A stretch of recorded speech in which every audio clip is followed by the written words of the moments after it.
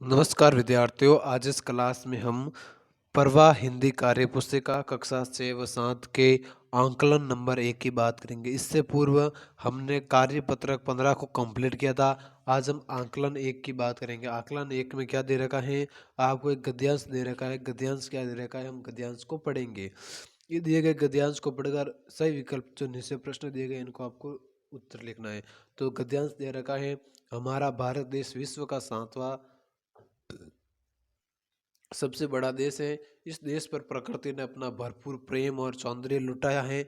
उत्तर में महान हिमालय जैसा विश्व का सबसे ऊंचा पर्वत खड़ा है, तो दक्षिण में सागर इसके पैर धोता है। इसके अलावा जंगल, पठार, मरुस्थल, कचारी भूमि, सुंदर घाटियां आदि सभी कुछ भारत की शान है। अतः यूं कह सकते हैं कि भारत अपनी भौगोलिक विशेषताओं के आधार पर संसार में सबसे अनूठा देश है और हम इस अनूठे देश के वासी हैं।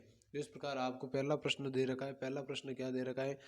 प्रश्न दे रखा है, भारत विश्व का सबसे बड़ा देश, भारत विश्व का सबसे बड़ा कौन सा देश है? 7वां देश है। कैसा देश है? 7वां देश है।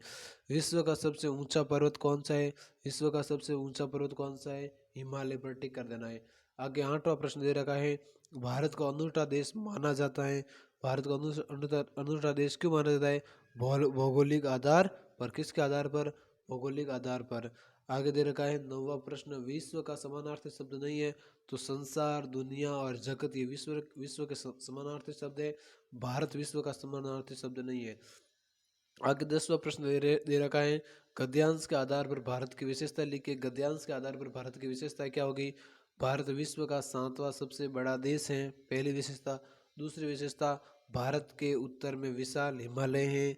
तीसरी विशेषता, भारत विविधताओं वाला देश है। इस प्रकार हमने कार्यपत्र आंकलन नंबर 1 को कंप्लीट किया। धन्यवाद।